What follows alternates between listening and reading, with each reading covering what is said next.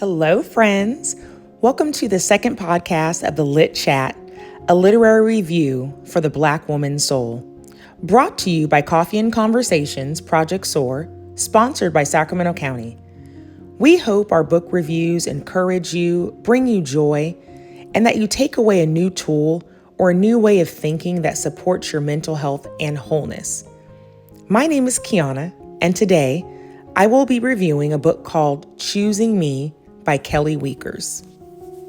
Before we begin, here's a brief summary of Choosing Me.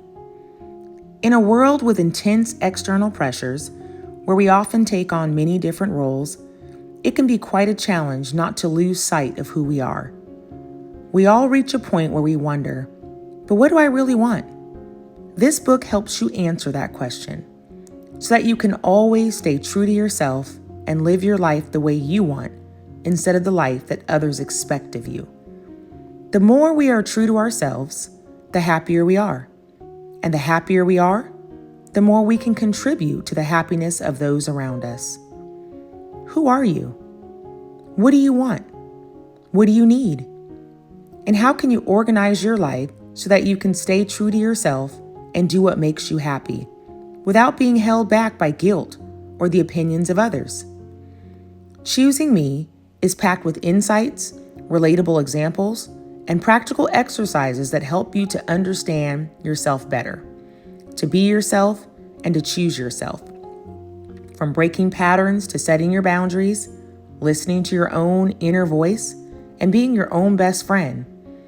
Choosing Me lets you check in with yourself, lets you feel what you really want, and prompts you to navigate your own path, making it the ultimate practical guide to a happier and more meaningful life.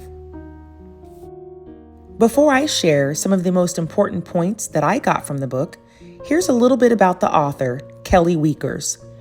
Kelly is a psychologist, best-selling author, and a mental health expert known for her work on authenticity, self-love, and personal growth. I chose this book because I felt like it was a great transition coming off the heels of Black Girls' Day Off last month on October 11th. That particular day really underscores the importance of self-care and love and making sure that we take care of ourselves so that we can be healthy, happy, and whole. So let's dig in. Hopefully you all enjoyed the summary of the book. Right now I'm at home sitting on my couch. We talk about self-care, self-love. I wash my hair on a schedule and tonight is that night. So my hair is sitting in its lovely conditioner, feeling ultra moisturized right now, let me just tell you. So I thought it was a perfect time to do this book review because I really want us to embrace the self-care piece of it, the self-love and just caring for yourself. If you do any kind of research or Googling, you'll see that stress is a silent killer. We talk about blood pressure in our community. We talk about high cholesterol in our community, certainly because of heart attacks and because of strokes, but stress. And what are these factors in your life that cause stress? So it's really important to find that thing or those things that help you decompress. And so I look forward to hair washing day. So I just thought it was going to be, to me, pretty timely to do this book review when I'm washing my hair. So it's going to be quick. It's going to be just super, just quick. We're going to hit the high points. So one of the things that I found in this book, Choosing Me, one of the nuggets was setting healthy boundaries. How do we do that? How do we learn to say no to things that drain your energy and yes to things that pour into you and that give you energy and that really align with your values? And so setting healthy boundaries, people are going to pull, there's always going to be distractions. People are going to ask you to do things for them or do things with them. And while you might like to, you have to learn how to say no to the things that might be draining your energy.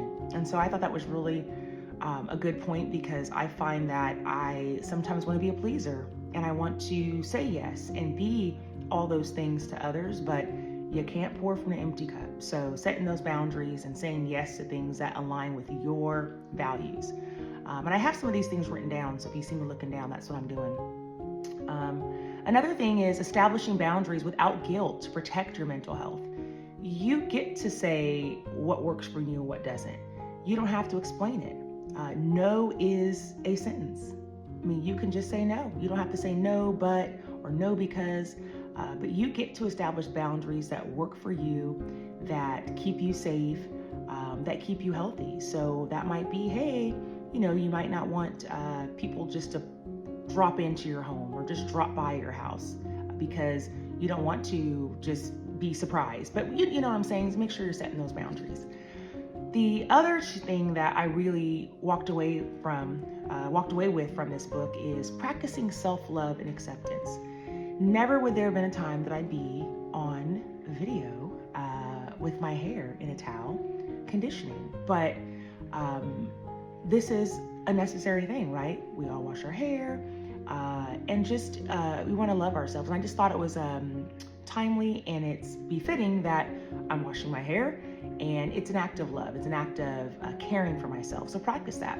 Recognize that true happiness and self-worth come from within and not external validation. You might, it feels good to be affirmed. Let me just say that. It feels good to be affirmed. It feels good to be validated, but that can't be what makes you tick. You have to know, because maybe you don't get affirmed and you don't get validated. So how do you manage that? How do you keep yourself and pour into yourself and encourage yourself, and it's important. Embrace your imperfections. What is it about yourself that you just don't love and you may not be able to change? I've got this scar, if you guys can see that. It's a little scar, and I've got these terrible acne, hormonal acne coming up, but it's that little scar. That is something that I got when I was a wee little pup, really little young kid, and I got hit in the face with a baton, and it scratched my face, left this scar. And so I don't love it, but I've learned to embrace it. I can't change it. It's an imperfection about me, and it's what it is. What about stretch marks? Ladies, for the ladies that have children, and maybe you don't, but those stretch marks, I don't love them, but I can't harp on them, and I can't, I can't change it. So I have to accept it. And so once you just get past that point, you accept it and move on. That was one of the things I learned from here. And viewing self-love as a daily commitment and practice, that is so important. It might just be a little thing. Maybe it's your favorite cup of hot tea. I have an aunt who loves, and my mom actually, loves the medicine ball at Starbucks. And my auntie goes daily almost to get these medicine balls, but that's her little piece of sunshine in her life. That's her little piece of something that she looks forward to, and that's her act of self-love, to sit out in her backyard and to drink her warm cup of tea. And it's a small thing. It's a small thing. What is that for you? Is it reading books?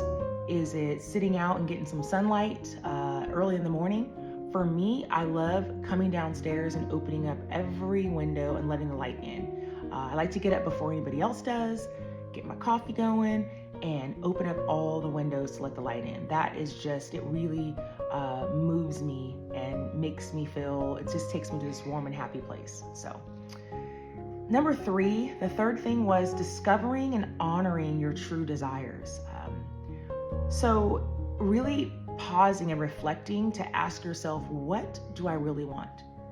And if what you really want doesn't align with what you're doing, or let me take a step back, if what you're doing doesn't align and get you closer to the things that you want, then you got to figure out how to decompose the things that you're doing. Take away some of those things, take away those distractions that aren't getting you closer to the goal, closer to the things that would make you happy.